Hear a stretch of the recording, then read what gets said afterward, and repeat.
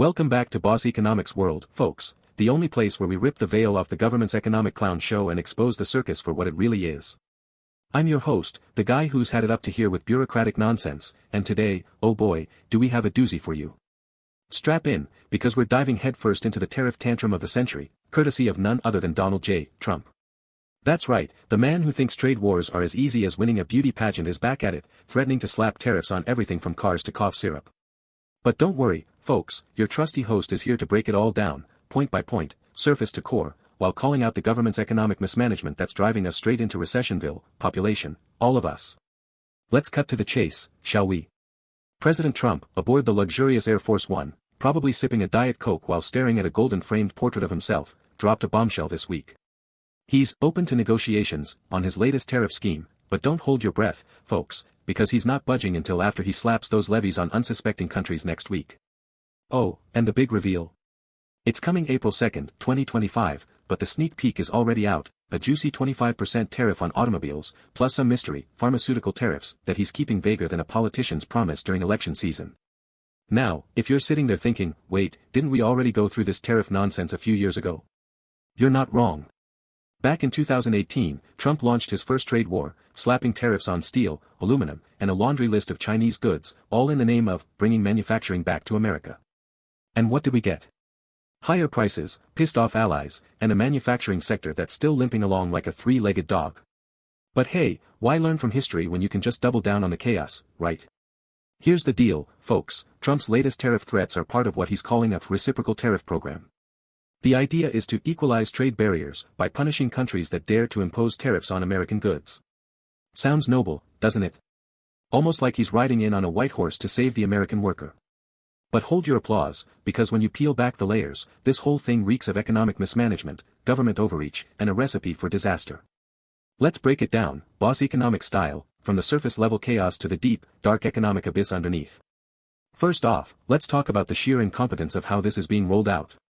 Trump says he's open to negotiations, but only after he imposes the tariffs. Folks, that's like saying, sure, I'll negotiate with you, right after I burn down your house. It's not diplomacy, it's economic blackmail. And the cherry on top? Nobody knows how these tariffs will actually work. The White House is giving conflicting information on whether these new levies will stack on top of existing ones or replace them. Even the rates are a mystery, with Trump flip-flopping faster than a fish out of water. Take the auto tariffs, for example. A 25% levy on imported cars. Sounds like a big win for Detroit, right? Wrong. According to a 2024 report from the Center for Automotive Research, a similar tariff plan would raise the average price of a new car in the US by $4,400. And guess who's paying for that? Not Trump. Not the government. You, the consumer. Oh, and let's not forget the ripple effects, higher costs for auto parts, supply chain disruptions, and a potential loss of 700,000 jobs across the economy, as estimated by the Peterson Institute for International Economics. But hey, at least we'll have Made in America stickers on our $50,000 pickup trucks, right? And then there's the pharmaceutical tariff tease. Trump says he'll announce tariffs on drugs soon, but when asked if life-saving medications would be exempt, he dodged the question like a pro. Folks, this is the same guy who said during COVID that we never want to rely on other countries for critical supplies. Fair enough, but here's the kicker, as of 2024, 80% of the active pharmaceutical ingredients in US drugs are imported, according to the FDA. Slapping tariffs on those imports doesn't magically bring production back to the US, it just jacks up the price of your insulin and heart meds. A 2023 study by the National Bureau of Economic Research found that a 20% tariff on pharmaceutical inputs could increase drug prices by 6% to 8%. But hey, who needs affordable medicine when you've got America First bragging rights, am I right? Now, let's zoom out from the surface-level chaos and dig into the real economic mess this is creating. Tariffs, folks, are not a magic wand. They're a sledgehammer.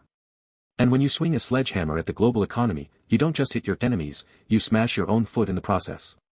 Here's the point-by-point breakdown of why this tariffpalooza is a masterclass in government mismanagement. Let's start with the most obvious problem, inflation. Tariffs are essentially taxes on imports, and who pays those taxes? Not the foreign countries, that's for sure. A 2023 analysis by the Tax Foundation found that Trump's 2018 tariffs cost American consumers and businesses $50 billion annually in higher prices. And that was just the first round. With new tariffs on cars, drugs, and who knows what else, we're looking at a fresh wave of price hikes at a time when inflation is already a hot-button issue. The Consumer Price Index, CPI, rose by 3.2% year-over-year in February 2024, according to the U.S. Bureau of Labor Statistics, and that's before these new tariffs kick in. Folks, if you thought grocery bills were bad, wait till you see what happens when every imported good gets a Trump tax slapped on it. Next up, let's talk about retaliation. Trump seems to think other countries will just roll over and take it, but history says otherwise. When he launched his first trade war in 2018, China hit back with tariffs on $110 billion worth of U.S. goods, targeting everything from soybeans to whiskey. American farmers got crushed, losing $27 billion in exports, according to the American Farm Bureau Federation. And guess what? The government had to bail them out with $28 billion in subsidies, your tax dollars at work, folks. Fast forward to 2025, and we're already seeing warning signs. The European Union, which is no stranger to Trump's tariff threats, is reportedly preparing a $20 billion retaliation package, per a 2024 Bloomberg report. So much for winning at trade, huh? Now, let's tackle the big promise, bringing manufacturing back to America. Sounds great, right? Who doesn't want more factory jobs? But here's the cold, hard truth, tariffs don't create jobs, they destroy them. A 2024 study by the Federal Reserve Bank of New York found that Trump's 2018 tariffs reduced U.S. manufacturing employment by 1.4%, or about 175,000 jobs. Why? Because higher input costs and supply chain disruptions make it harder for American manufacturers to compete. And as for reshoring production, a 2023 McKinsey report found that only 4% of U.S. companies plan to move manufacturing back home, citing high labor costs and regulatory hurdles. Folks, the government can't wave a tariff wand and undo decades of globalization. But hey, why let facts get in the way of a good campaign slogan? And finally, let's talk about the big R word, recession. Folks, the economy is already on shaky ground. The U.S. GDP growth rate slowed to 1.6% in Q1 2024, according to the Bureau of Economic Analysis, and consumer confidence is tanking, per the University of Michigan's latest survey. Now, throw in a fresh round of tariffs, trade wars, and inflation, and what do you get?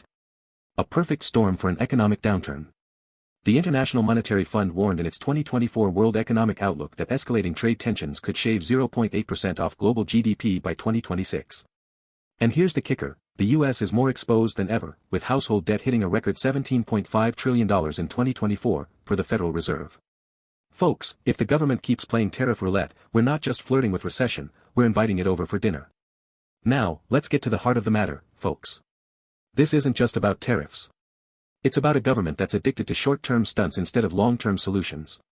Trump's tariffpalooza is the economic equivalent of a sugar high, feels good for a minute, but leaves you crashing hard. And who's to blame? A government that's more interested in scoring political points than fixing the real problems. Think about it, if the goal is to bring back manufacturing, why not invest in workforce training, infrastructure, or tax incentives for reshoring? If the goal is to lower drug prices, why not tackle Big Pharma's monopoly power instead of taxing imports?